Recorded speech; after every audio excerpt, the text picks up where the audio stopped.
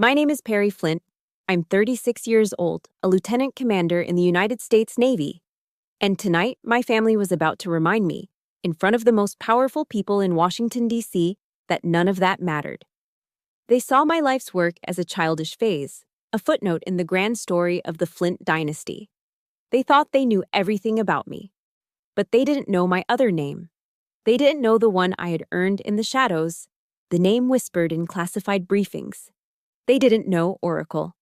And tonight, that ignorance was about to put everyone in danger. Have you ever felt like your greatest accomplishments were seen as insignificant by the very people who should have been your biggest supporters? If you know this feeling, press 1 in the comments. And if you believe that true strength is forged in the shadows, not the spotlight, hit that like button and stay with me, because this story is for you. The air in the grand hall of the National Portrait Gallery was thick with the scent of money, ambition, and expensive perfume. It was Politico's annual Power 100 Gala, a self-congratulatory festival for the people who shaped the nation. And I, in my crisp navy dress whites, felt like a ghost at the feast. I wasn't a guest, I was on duty, a silent node in a vast security network, my gaze sweeping the opulent room, cataloging exits, assessing threats. My mind a quiet hum of situational awareness. That hum was shattered by my father's hand on my arm. Alistair Flint, CEO of Flint Industries, a titan of construction and lobbying, pulled me towards a senator whose vote he was likely trying to buy. He held a glass of Macallan 25, the amber liquid glowing like a captured star. He smiled, a perfectly polished performance I'd seen 1,000 times. A smile for the audience. "Senator," he boomed, his voice radiating false warmth. "I'd like you to meet my youngest, Perry. She's still enjoying her little soldier game." He said the words with a chuckle, as if sharing an amusing family secret. "We keep hoping she'll grow out of it and join us in the real world at Flint Industries." A hot flush crawled up my neck. The real world. As if the deserts I'd walked and the lives I'd protected were some kind of fantasy. My mother, Eleanor, glided to his side, a queen in Chanel. Her weapon wasn't a hammer like my father's, it was a silken garrote. She touched my arm lightly, her diamonds cold against my skin. "This uniform is so sharp, darling," she murmured, her voice a soft caress that carried the weight of a judgment. "But we all know your potential is so much greater than this." Greater than this. I felt the familiar sting, the dismissal of every sacrifice, every grueling hour of training, every moment spent a world away from their comfortable reality. But years of discipline had forged a perfect mask. I smiled, a tight, polite curve of my lips, and nodded. Just then, my brother, Silas, the Harvard-educated golden boy and heir apparent, clapped me on the shoulder with a patronizing thud. "Hey, sis, you look awesome. Straight out of Top Gun." He grinned, completely oblivious. "Keep having fun. When you get tired of it, I've still got a desk waiting for you at the company." His words, meant to be friendly, were just another nail in the coffin of their perception of me. My career was a temporary diversion, a long vacation before I inevitably returned to my true destiny as a Flint.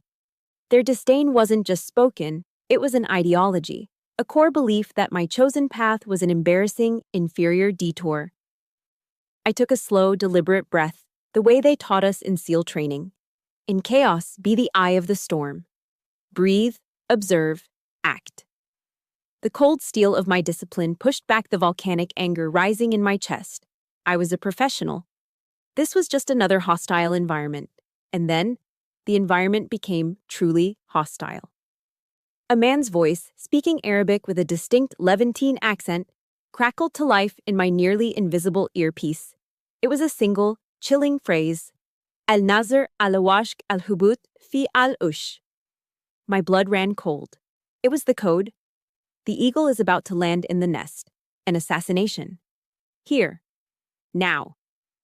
In an instant, every ounce of personal indignation evaporated, replaced by the coiled focus of a hunter. The chatter of the gala faded into a dull roar. The insults of my family became meaningless noise. My training took over, my senses sharpening to a razor's edge. I ignored the senators pontificating, my father's smug smile. My eyes swept the room, not as Perry Flint, the disappointing daughter, but as Oracle.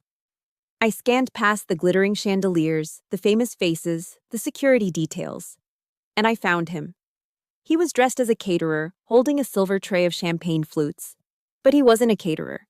His posture was too perfect, the rigid stance of a trained soldier. His hands held the tray, but his weight was balanced on the balls of his feet, ready for action. And his eyes weren't on the guests. They were fixed on the mezzanine balcony above, where Admiral Vance, my former commanding officer, was deep in conversation. The target. The nest.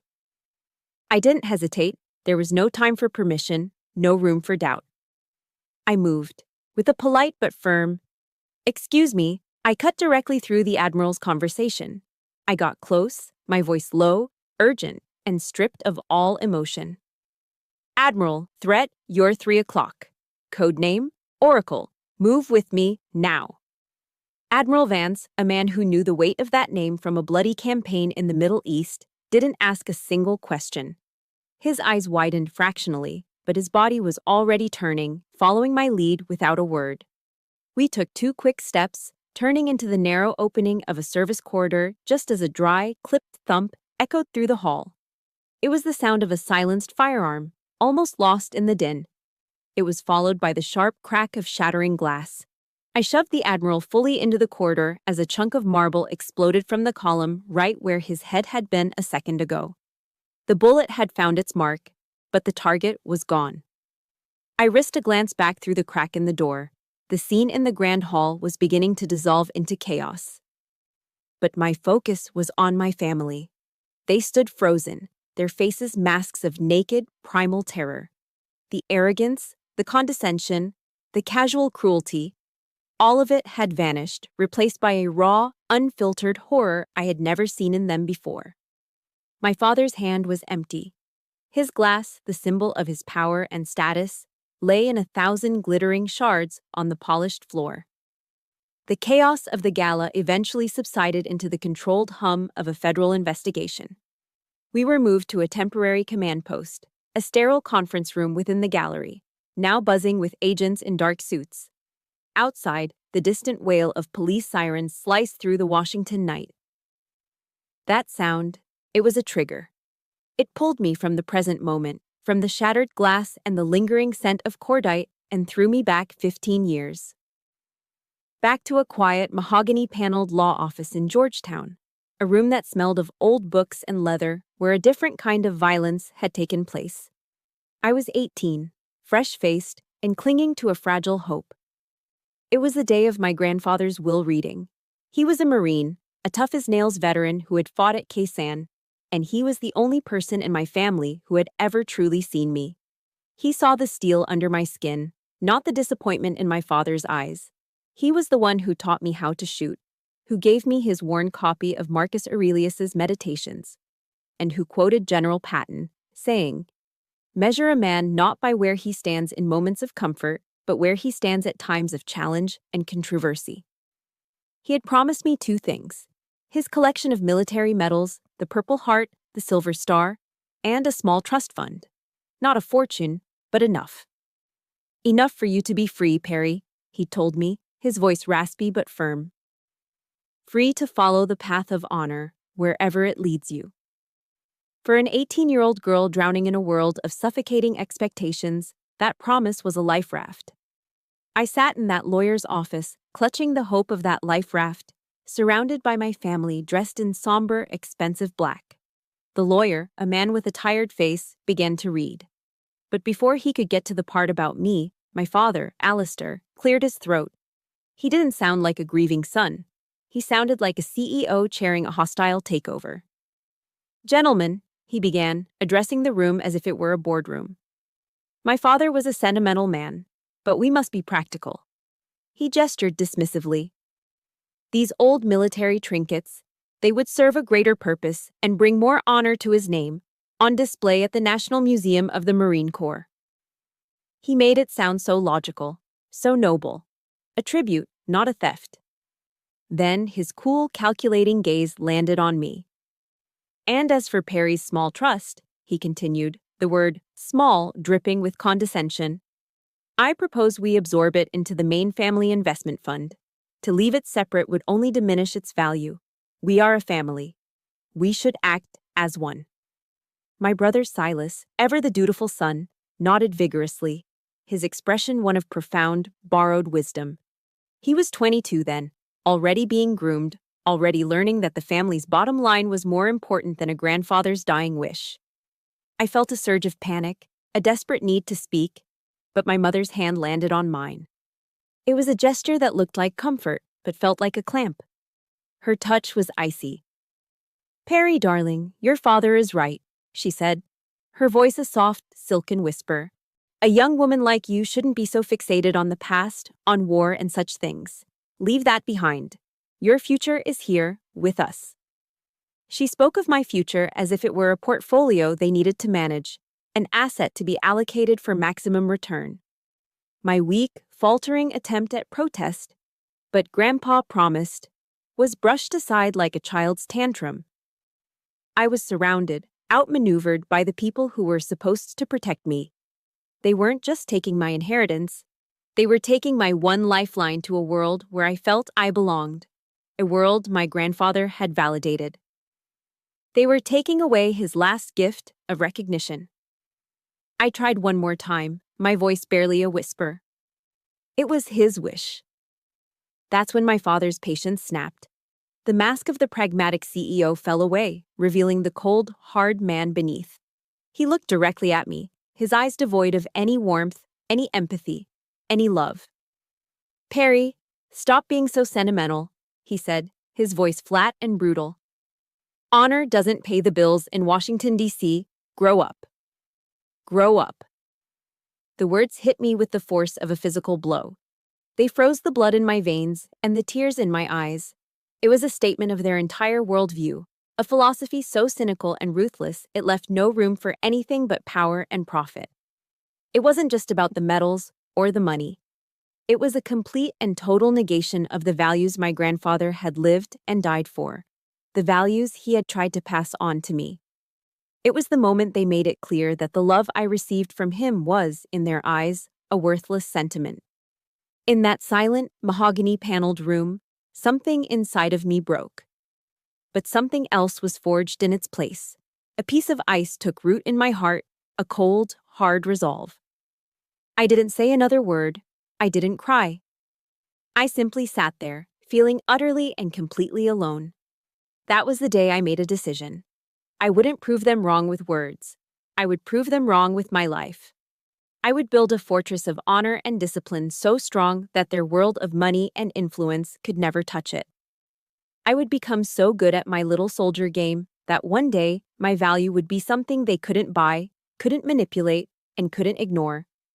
The wail of the siren outside the conference room faded. I was back in the present, the memory receding like a bitter tide, leaving the cold, hard truth on the shore of my mind. The battle hadn't started tonight. It had started 15 years ago, in that office. Tonight was just the first time the shots were real. My father's cold dismissal from 15 years ago echoed in the sterile D.C. conference room, a bitter reminder of the world I had chosen to leave behind. To them, my path was a foolish game. But that game had taken me to places they couldn't even imagine. My mind drifted from the polished floors of the gala, back 5 years, to a world of sand and grit. To a Thanksgiving day in Al-Anbar province, Iraq. The wind howled outside our canvas tent, a relentless, gritty scream that never seemed to stop.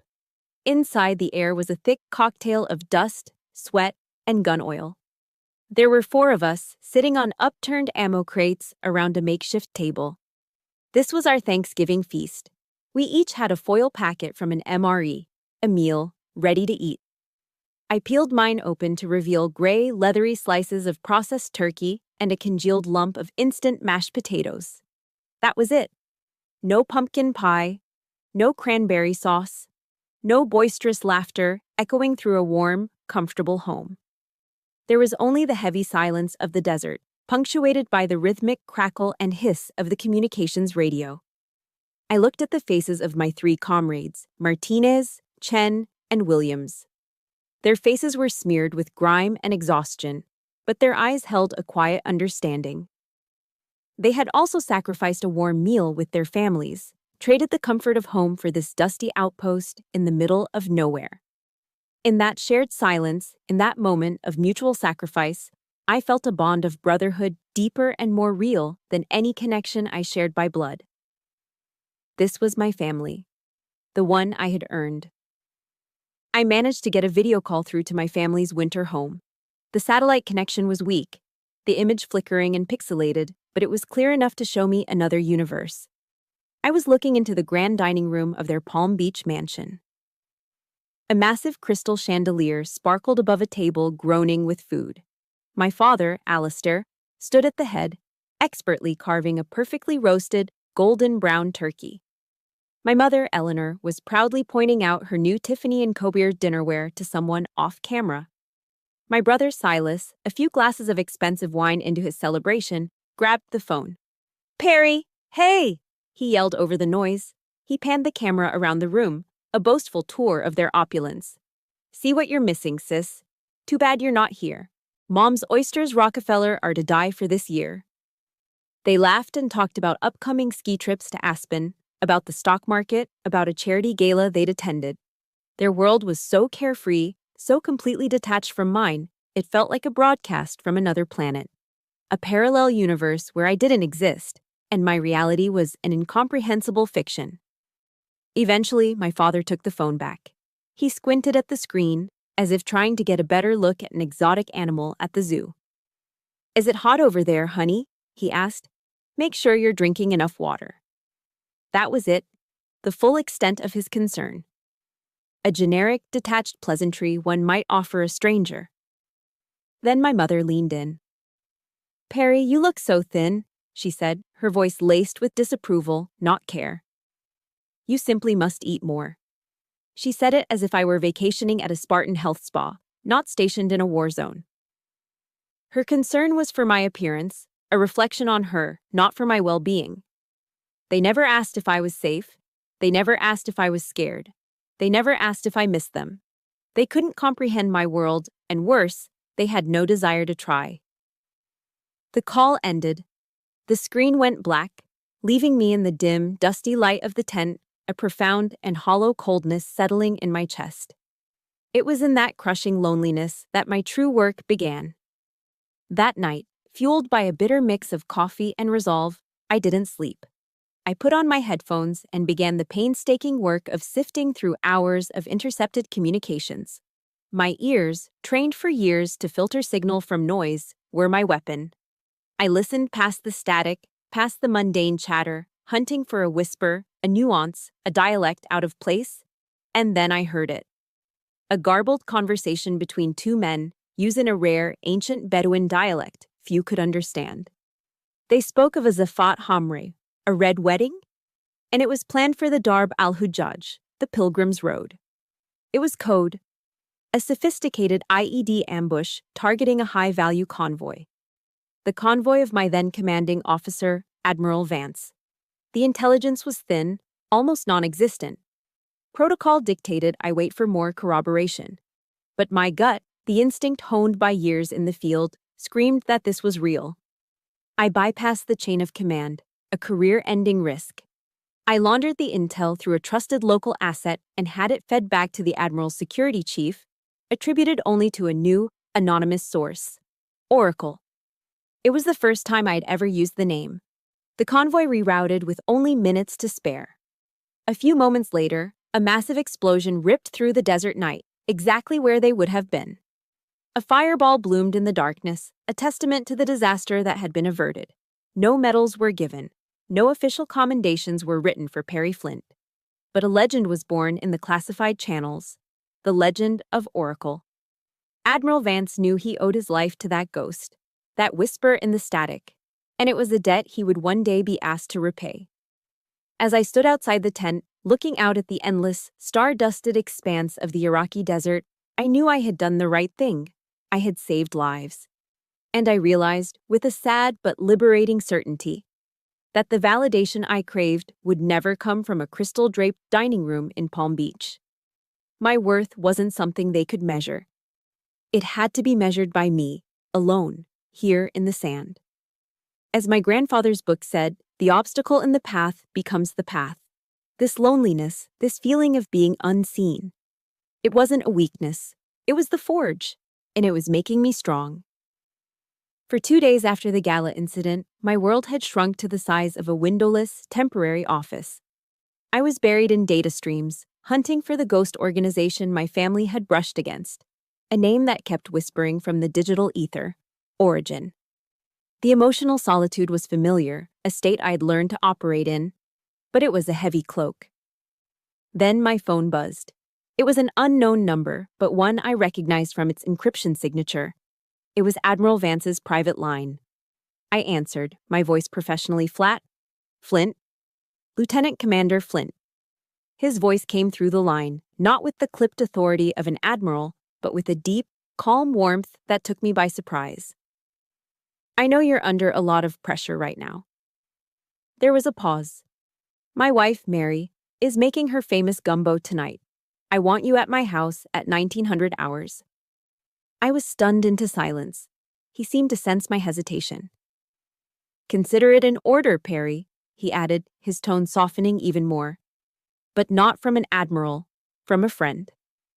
An order that wasn't about duty, but about care. In my world, that was unheard of.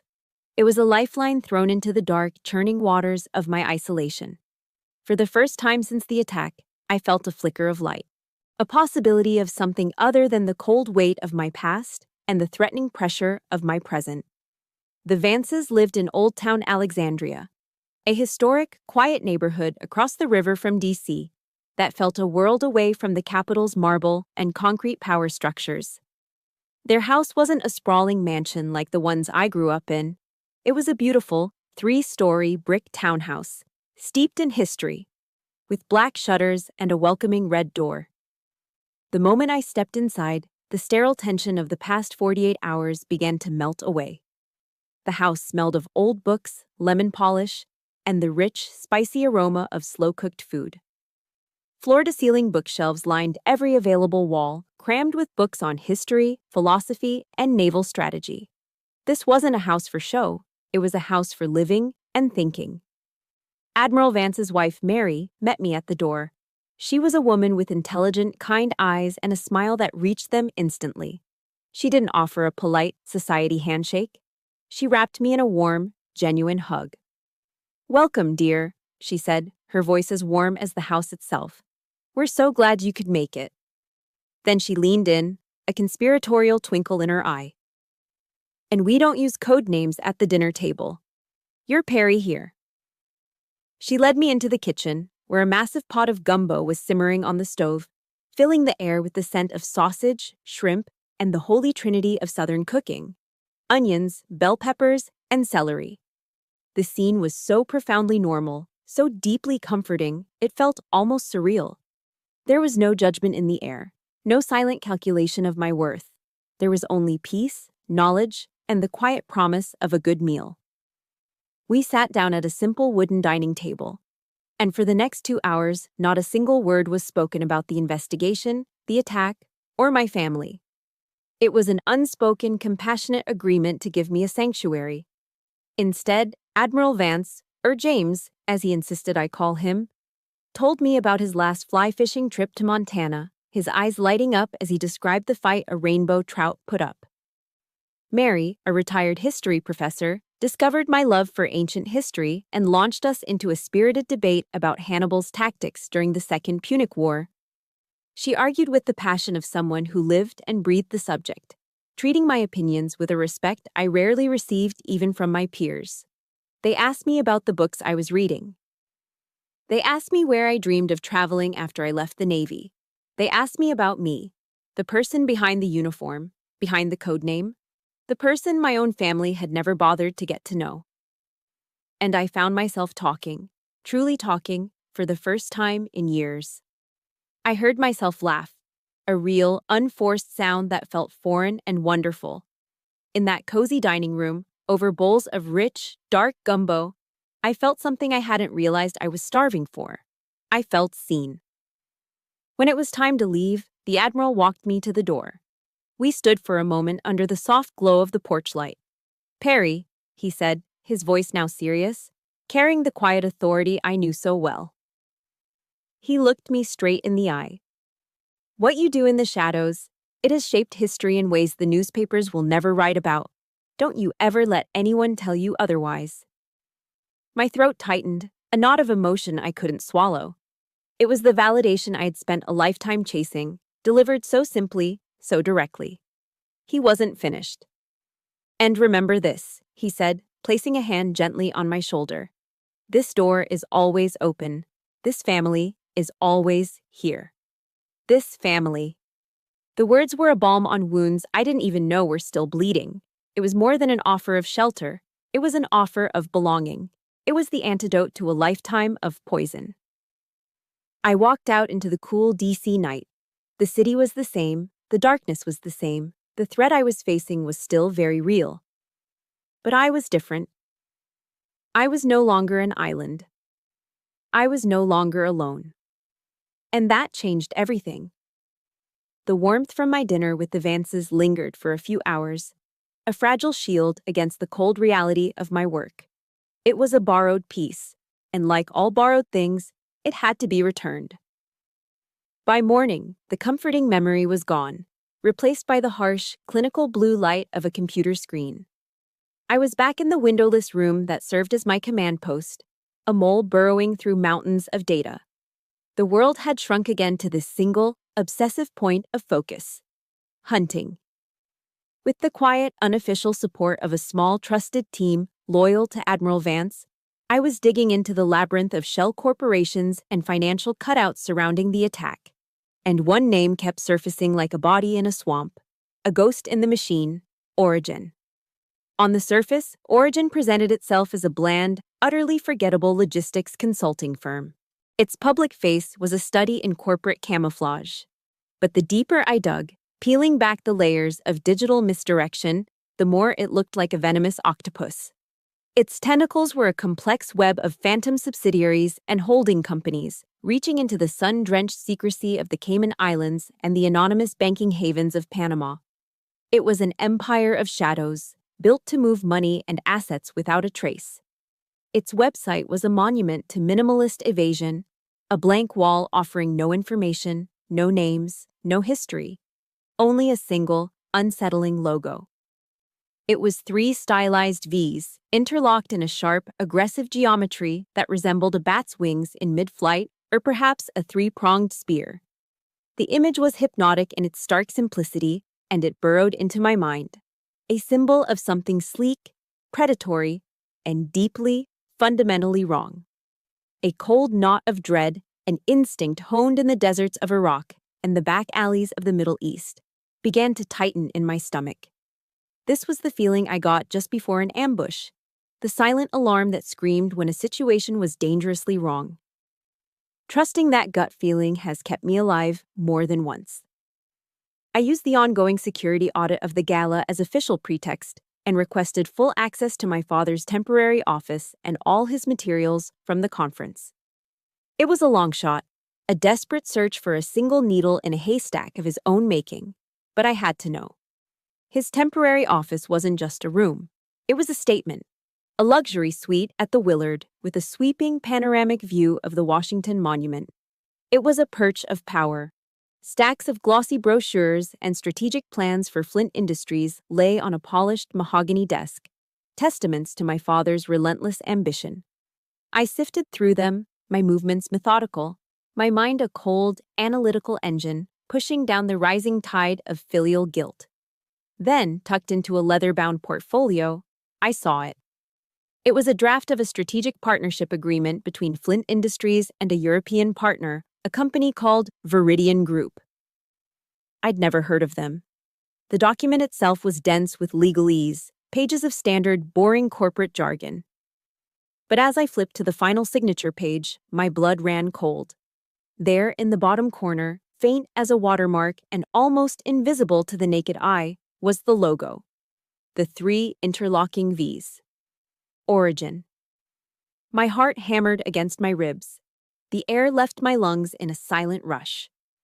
For a full 10 seconds, the world tilted on its axis, the sounds of the city outside fading into a muffled roar. My eyes darted to the margin of the page. There, in my father's sharp, impatient handwriting, was a brief, damning note, scrawled in black ink. Confirm press credentials for their delegation. Silas to handle. Silas to handle. The paper trembled in my hand. A wave of dizziness and nausea washed over me. The sniper. The sniper had used a forged press pass to gain entry to the gala, to secure a vantage point, a clean, unobstructed shot. And this note, this single sentence scrawled by my father, it was the missing link. The key.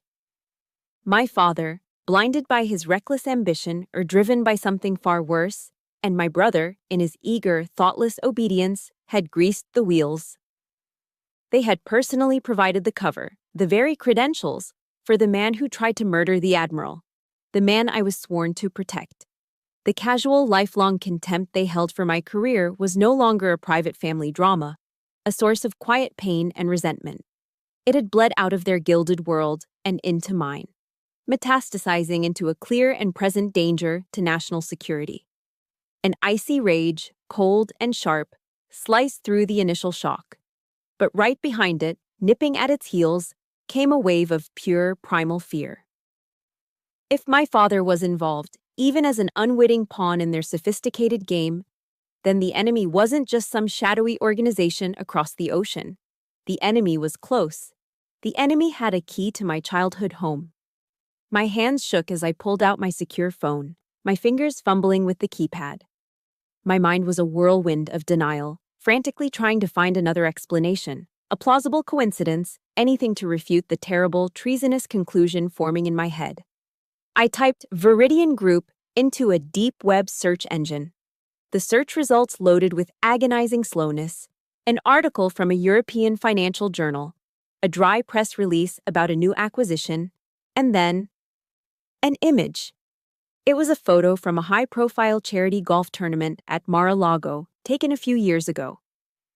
In the bright, unforgiving Florida sun, my father stood beaming, his hand clasped firmly around the hand of a smiling Middle Eastern financier, a man whose face I knew from intelligence briefings. He was on a U.S. sanctions watch list for his suspected ties to funding extremist groups. Their shared smile was a sickening portrait of easy camaraderie between powerful, unscrupulous men. And standing just behind them, slightly out of focus but chillingly unmistakable, was another man. He wore a quiet, serpentine smile, and his face was one I now recognized from the bare-bones employee roster I'd managed to pull on Origin. It wasn't a coincidence. It wasn't a mistake. The time for denial was over. This was a network, a web of power, money, and terror, woven between the golf courses of Florida and the war zones of the Middle East. And my father, Alistair Flint, was standing right in the center of it, shaking hands with the spider. I felt the floor drop out from under me. The CIA has an old, cynical saying for dealing with accusations. Admit nothing. Deny everything. Make counter-accusations. I was facing masters of that dark art, but this wasn't a game anymore. This was a betrayal so profound, so absolute, it threatened to shatter everything I thought I knew about my life, my family, and the very country I had sworn to defend. The floor of my father's office felt like it had dissolved into nothing beneath me. The photo from Mar-a-Lago burned in my mind, a toxic image of betrayal. A primal instinct, a screeching alarm in my soul, told me I was exposed, that the war had just followed me home. I didn't think. I just ran. I bolted from the Willard, leaving the investigation and the protocols behind, and raced through the D.C. traffic toward my apartment in DuPont Circle. I had a backup hard drive there, paper files from my time in the Middle East, evidence, my own personal insurance policy. The entire drive, my mind was a repeating loop of a single, desperate prayer. Please let me be wrong. Please let this just be paranoia. But the moment I saw my front door, I knew I wasn't wrong. There were faint, fresh scratches around the lock, almost invisible to a civilian eye, but to me, they screamed forced entry. My heart hammered against my ribs as I pushed the door open. The violation was chilling in its precision. This wasn't a smash and grab. My laptop was still on the desk, my jewelry untouched in its box. This was a professional job. They had tossed the place, but methodically, searching for something specific. It was clear what they'd taken. My spare hard drive was gone from its hiding place, and a file cabinet containing my old paper records from the Middle East campaign stood open and empty. They had stripped me of my proof. But that wasn't what made me freeze. That wasn't what stopped the air in my lungs. It was what they left behind. On my coffee table, placed dead center in the room, was a single photograph. It was my favorite picture in the world. Me, at 22, beaming with pride on the day of my Naval Academy graduation. My grandfather standing beside me. His arm was around my shoulder, his own face, weathered and kind, lit up with a joy that outshone the Maryland sun. It was a perfect moment, a sacred memory of the one person who always believed in me. And they had taken a knife to it. A single, deep, vicious slash ran across the photograph, cutting through my grandfather's smiling face. A deliberate, hateful act of desecration. It was a message. And just to make sure I understood who sent it, lying beside the ruined photo was a single paperclip, twisted carefully, malevolently, into the 3V logo of Origin. This wasn't a warning. This was a declaration of war on my soul. They knew my pressure points. They knew what would hurt me more than any physical threat. They didn't just want my silence. They wanted to break my spirit. They wanted to show me they could reach into the most sacred corners of my heart and defile them. The disciplined calm I'd spent a lifetime cultivating shattered. The anger I had suppressed for years, at my family's condescension, at their dismissals, at their cold, transactional view of the world, erupted like a volcano. This was their world. This was the result of their deals and their greed. They had crossed the final line. They had put their filthy hands on my grandfather. My own hands were shaking with a rage so pure it felt like electricity. I snatched up my phone and dialed my father. He answered on the second ring, his voice clipped and annoyed. "What is it, Perry?" "They broke into my apartment," I said, my voice trembling with fury.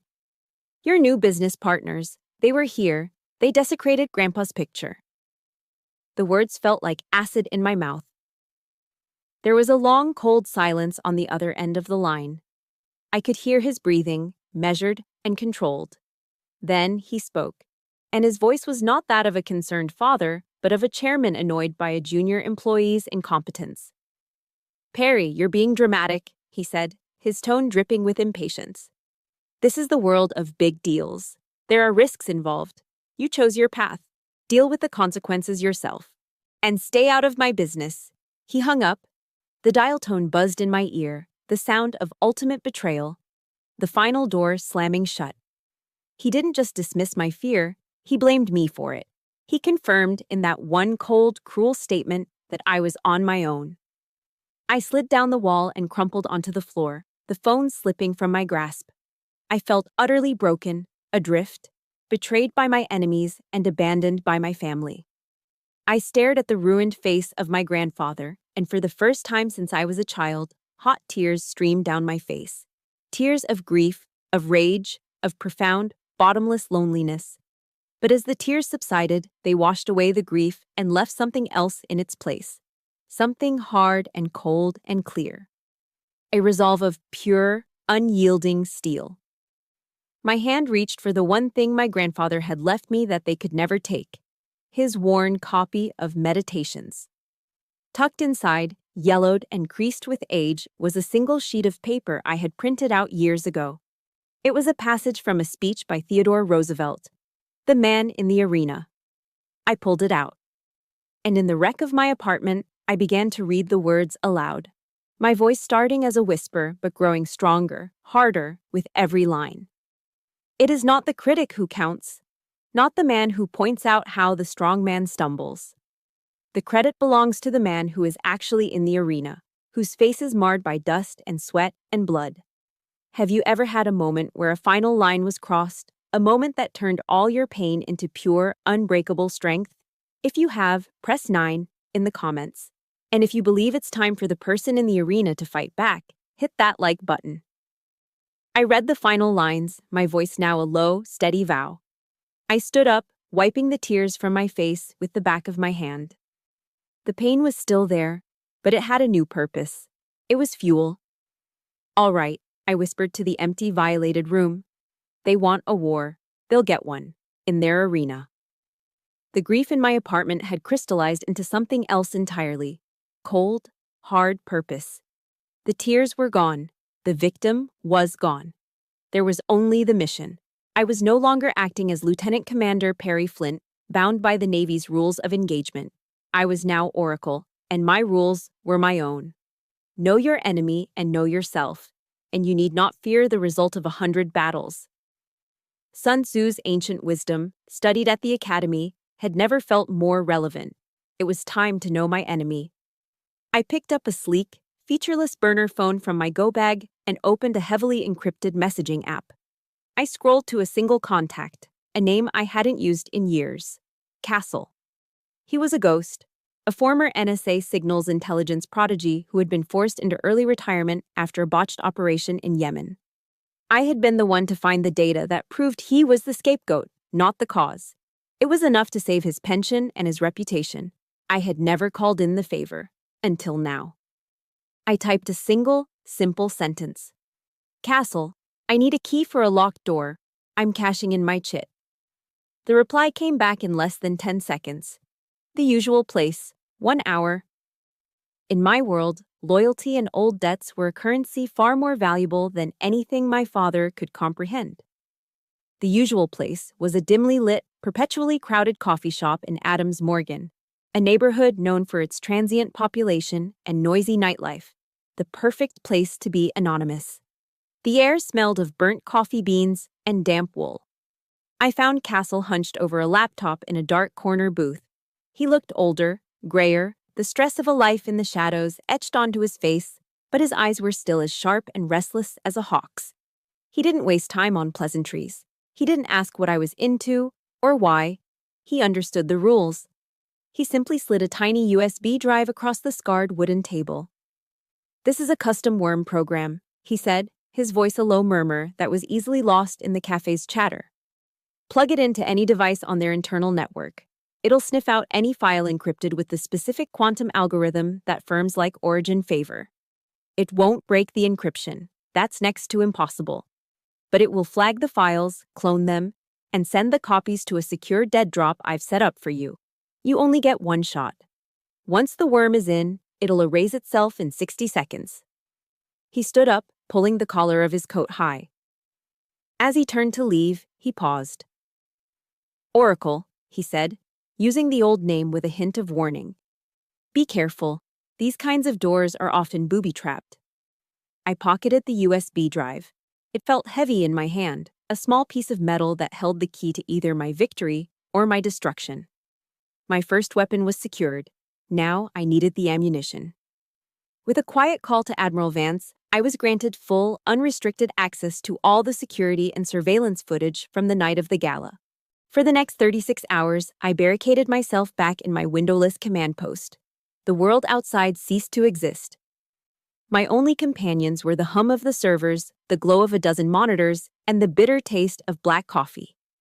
I was fueled by caffeine and a cold, disciplined rage. I became a ghost in their digital machine, replaying every moment from 100 different angles. I tracked the sniper's path through the service corridors. I analyzed the flicker of his eyes, the subtle shift of his weight. I cross-referenced every face in the crowd against intelligence databases. But the real breakthrough came from the audio logs. I isolated the sniper's burner phone and began the painstaking process of tracing its call history. Hours of static, dead ends, and misdials. Then, at 3:14 a.m., I found it. A single, 7-second call made an hour after the attack. A call from the sniper's untraceable phone to another number. A number that wasn't untraceable at all. It was a prepaid cell phone registered under the name of a junior administrative assistant at Flint Industries, my brother's assistant. There it was, the final damning piece of the puzzle, the direct, undeniable link. I now had the motive. a strategic partnership. I had the means, a press pass issued by my family's company. And now I had the connection, a direct phone call between the triggerman and an employee under my brother's command. The picture was complete, a chilling mosaic of greed, terror, and betrayal. My mind, now operating with the icy precision of a battlefield commander, shifted from intelligence gathering to strategy. How to deploy this weapon. A quiet report to the FBI. A confrontation behind closed doors? No. That was their way of doing things. Burying the truth in sealed files and non-disclosure agreements. My father and his associates thrived in the shadows. I was about to drag them into the light. I pulled up the schedule for the final day of the conference. There, listed as the keynote speaker for the closing gala, was my father, Alistair Flint. He would be giving a speech on legacy and integrity in modern American business. And beneath his name, in bold letters, was the event's primary sponsor, Origin. Their 3V logo would be projected onto a massive screen right behind him as he spoke. That was it. That was the arena. My heart beat a slow, steady rhythm. There would be no private phone call, no tearful, angry confrontation in a sterile office. I would use their stage, their audience, their symbols of power against them. I would turn my father's moment of ultimate triumph, his speech on legacy, into a public trial of his own. The plan formed in my mind, cold, precise, and unstoppable. It was time to remind them what my little soldier game had taught me. It had taught me how to fight, and it had taught me how to win. The grand ballroom of the Willard Intercontinental Hotel was glittering with manufactured prestige. It was the closing gala of the conference, and the air was thick with power. Senators, CEOs, lobbyists, and journalists all mingled under the cavernous, ornate ceiling, their forced laughter echoing off the crystal chandeliers. This was my father's natural habitat. This was his arena. And tonight, I was stepping into it. From the shadows at the back of the room, I watched him take the stage, Alistair Flint in his element, radiating confidence. He stood at the podium, a portrait of success. Behind him, on a massive screen, the sleek 3V logo of Origin, the event's sponsor, glowed like a malevolent eye. He launched into his keynote address, his voice smooth and practiced, speaking of legacy, integrity, and the future of American enterprise. The hypocrisy was so thick I could almost taste it. I saw my mother and brother, Silas, sitting at the head table, their faces glowing with pride. They were oblivious, basking in the reflected glory of a man they thought they knew. They had no idea the carefully constructed world they inhabited was about to be leveled. I stood perfectly still, my navy dress whites feeling less like a uniform and more like a suit of armor. I took a slow, deep breath. My heartbeat was a steady, rhythmic drum. This is not revenge, I told myself. This is a course correction. This is a truth alignment. Alistair was approaching the crescendo of his speech, his voice booming with feigned passion. It is our duty, as leaders, to build a legacy not just of profit, but of principle. That was the cue. From the side of the stage, a figure emerged. Admiral James Vance, in his full-dress blues, his chest adorned with rows of ribbons, stepped into the light. A ripple of confusion and surprise went through the ballroom. The polite chatter died instantly. All eyes turned to the stage. My father stopped mid-sentence, his mouth slightly agape. He stared at the Admiral as if he were an apparition. Admiral Vance walked calmly to the second microphone. He didn't look at my father. He addressed the silent, watching crowd. "Ladies and gentlemen, my apologies for this interruption," he said, his voice a steely baritone that commanded absolute attention. "But there is a story of courage that needs to be told tonight, a story about the unseen battles that define the true character of this nation." He spoke of the Middle East. He spoke of a critical convoy, an imminent IED ambush, and a single, ghostly piece of intelligence that had saved the lives of 24 American service members. He spoke of the quiet heroism of an operative known only by a code name. Oracle. He described the intellect, the sacrifice, the incredible pressure of making life or death decisions from half a world away, with no expectation of recognition or reward. The room was captivated, hanging on his every word. My father stood frozen at the podium, his own speech forgotten, a prisoner on his own stage. The Admiral paused, letting the weight of his words settle into the silence. 2 nights ago, he continued, his gaze sweeping across the powerful faces in the audience. Here in this city, in an attack that has been kept from the press, Oracle saved my life again. A wave of murmurs broke out across the room. A hand shot up from the press section. It was a senior reporter from the Washington Post, already smelling a major story. "Admiral Vance," the reporter called out, his voice sharp with professional urgency. "Who is Oracle?" Every phone in the room was now up, recording. Every camera was pointed at the stage. The glare of the lights was blinding. This was the moment, the fulcrum on which my entire life was about to pivot. Admiral Vance held the crowd in a moment of suspended animation. He didn't answer the question. He simply turned his head, slowly, deliberately, and looked directly toward the back of the room, directly at me. It was the signal. I stepped out of the shadows. The spotlights found me, and a collective gasp went through the ballroom. I walked down the center aisle, my heels clicking a steady, resolute rhythm on the marble floor. I didn't look at the shocked faces of the Washington elite. I didn't look at the flashing cameras of the press. I didn't even look at Admiral Vance. My eyes were locked on one person, my father. I walked to the edge of the stage, stopping just a few feet from him. He stared at me, his face a mask of disbelief, his mind clearly struggling to process what was happening. The smug confidence had been replaced by a dawning, sickening horror. For the first time in my life, I saw fear in his eyes. I didn't raise my voice. I didn't need to. In the dead silence of the Willard Ballroom, my voice was clear, cold, and carried to every corner of the room. I held his gaze and delivered the final, fatal blow. It wasn't an accusation.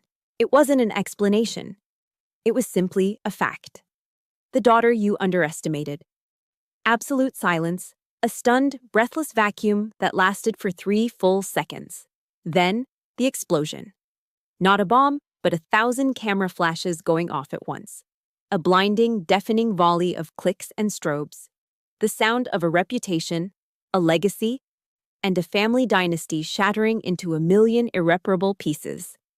My father's carefully constructed facade of power and integrity had just been publicly and permanently demolished. The flashbulbs from the Willard Ballroom seemed to echo for days, a phantom lightning storm in my memory. In the immediate aftermath, the world outside my apartment became a raging tempest of headlines and 24-hour news alerts. My face, my name, my carefully guarded code name, they were everywhere, splashed across every screen and newspaper in the country. "Oracle, the Navy's ghost hero," screamed one headline.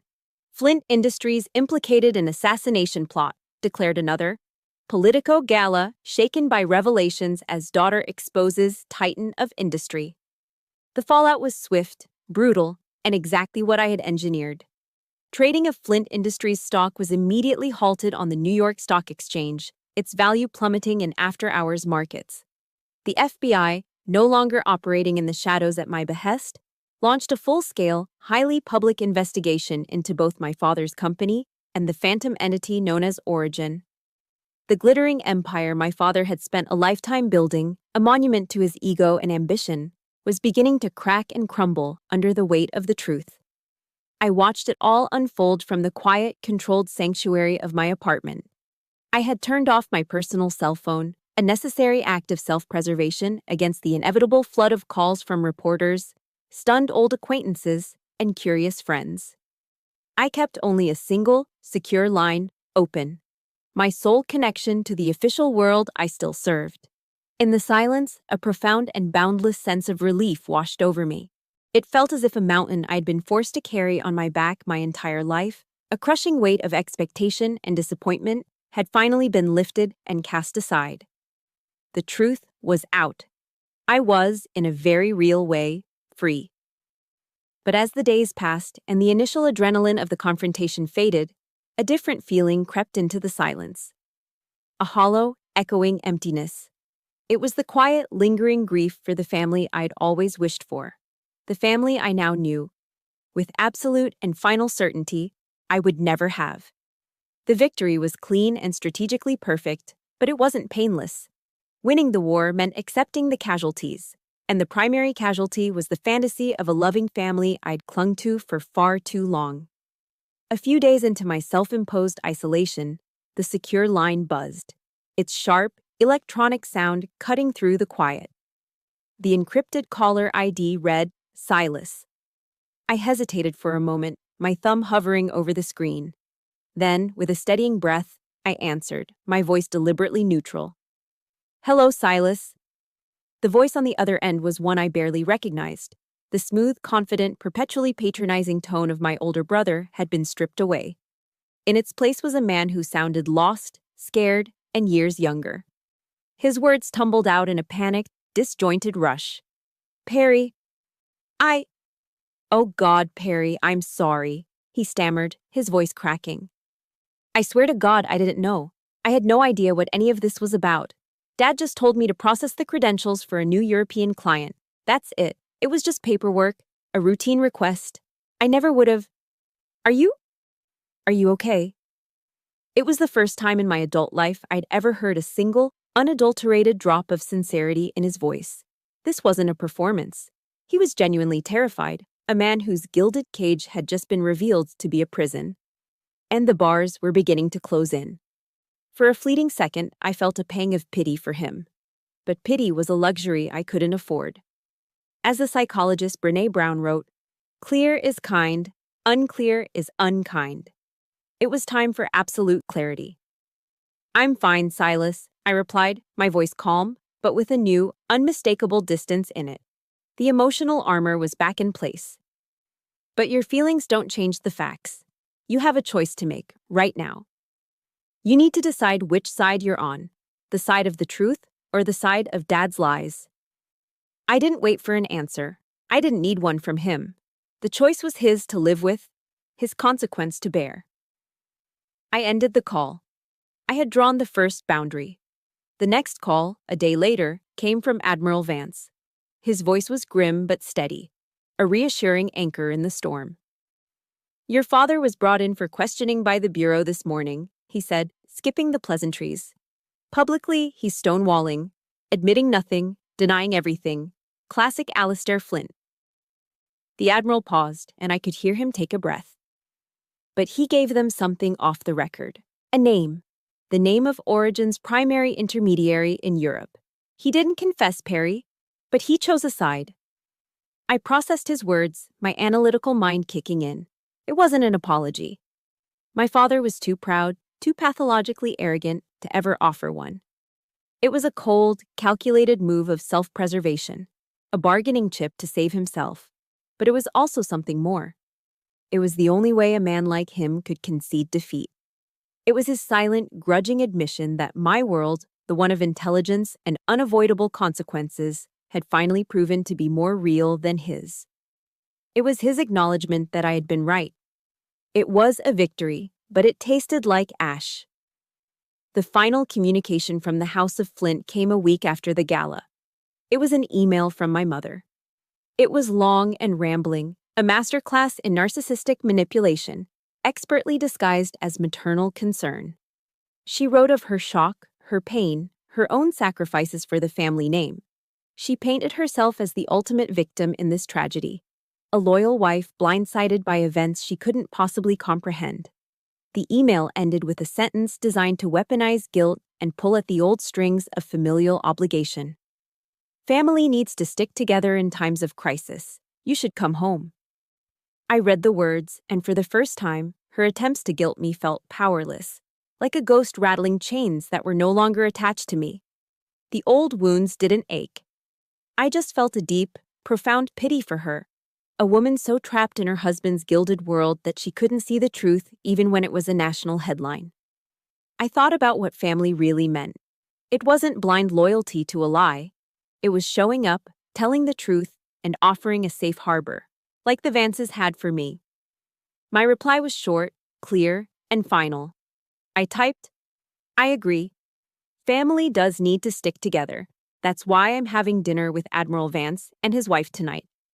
I hope Dad tells the FBI the whole truth. I hit send, the click of the mouse a small decisive sound in the quiet room. The boundary was no longer a line in the sand. It was a fortress wall, built of truth and self-respect. It was clear, it was kind, and it was non-negotiable. The war for my own worth was over. The long, quiet work of defining my own peace had just begun. 2 weeks after the world turned upside down, I found myself running along the banks of the Potomac River. The sun was just beginning to rise, painting the sky in soft shades of pink and orange, its light glinting off the calm gray water. The air was cool and crisp against my skin. This had been my routine for years, a discipline forged in the punishing pre-dawn hours at the Naval Academy. But today, something was different. For the first time, my rhythmic breathing wasn't a technique to control stress or manage anger. It wasn't a tool. It was just breathing, the simple, steady cadence of life itself. My feet hit the pavement in a comfortable, easy rhythm. I wasn't running from anything anymore. I was simply running towards the new day, towards a future that was, for the first time, entirely my own. My grandfather, though not a particularly religious man, used to quote a line from the Bible, "And you will know the truth, and the truth will set you free." I used to think freedom meant the absence of struggle. I realize now that wasn't it. Freedom wasn't the absence of pain. It was the absence of the prison that pain builds around you. I had spoken the truth, and it had unshackled me. I looked out at the glittering water and felt a sense of peace so profound it was almost startling. In that moment, I forgave my family. Not because they had earned it, or even because they deserved it. I forgave them because I deserved to be free from the weight of my own anger. It was a gift I was finally giving to myself. I slowed to a stop near the Lincoln Memorial, stretching my legs, my breath coming in easy clouds in the cool morning air. And then I saw him. A solitary figure was standing by the water's edge, staring out at the river. Even from a distance, I recognized the set of his shoulders. It was my father. He looked smaller, defeated. He wasn't wearing one of his immaculate, custom-tailored power suits, just a simple windbreaker and slacks. He looked like he had aged a decade in 2 weeks. His shoulders, which had always been squared with arrogance and authority, were slumped. He turned, as if sensing my presence, and his eyes met mine. For a long, awkward moment, neither of us spoke. The silence was thick with everything that had been said and everything that never would be. The river flowed on, indifferent to our broken history. He was the first to break the silence. His voice was raspy, a shadow of its former booming confidence. He didn't look at me, but at the reflection of the rising sun on the water. "Your grandfather," he began, his voice cracking slightly. "He would have been proud of you." It wasn't an apology. It would never be an apology. But it was more than I had ever expected. It was an admission, a concession, acknowledgement, and strangely, it was enough. I just nodded, a single, small movement. I didn't need anything more from him. My own self-worth was no longer a cup I needed him to fill. He continued, speaking almost to himself, his words carried away by the gentle breeze. You always breathed so steady, even when you were a little girl. You'd fall off your bike, scrape your knee, but you wouldn't cry. You'd just get up, take a breath, and get back on." There it was. The recognition I had craved for a lifetime, spoken in a clumsy, broken, and tragically late confession. He had seen me all along. He had seen the steel, the resilience. He had just chosen not to value it. "You should go, Dad," I said softly, my voice devoid of anger. "The FBI might be watching." He gave a slight, almost imperceptible nod. He turned and walked away, a man who had lost his empire, but who, perhaps, in the ruins, had just found some small, forgotten piece of his soul. I watched him go, then turned back to the river, feeling a quiet sense of closure.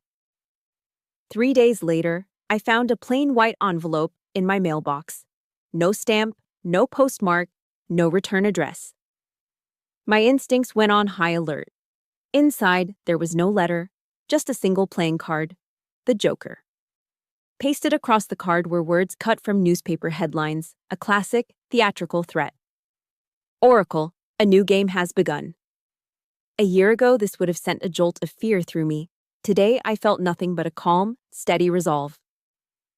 The threat didn't destabilize me. It only confirmed what I already knew. The world was a dangerous place. The fight was never truly over. Origin's network may have been damaged, its leadership exposed, but it wasn't dead. An organization that powerful, that deeply embedded, doesn't just disappear. It mutates. It regroups. But so had I. With a calmness that had become second nature, I slipped the card into a clear evidence bag from my kit. This time, I wasn't fighting to prove my worth to my father or to anyone else. I wasn't fighting for a seat at a table where I was never wanted. I was fighting because this is who I am. The game may be new, but the player is not. And Oracle is always ready. And so, Perry Flint's story comes not to an end, but to a new beginning. I want to personally thank you for following her journey with us.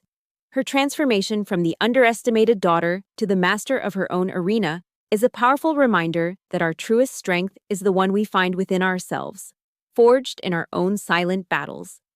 If stories of resilience, justice, and the courage to set boundaries resonate with you, I invite you to subscribe to the Chosen Revenge channel so you don't miss the next journey.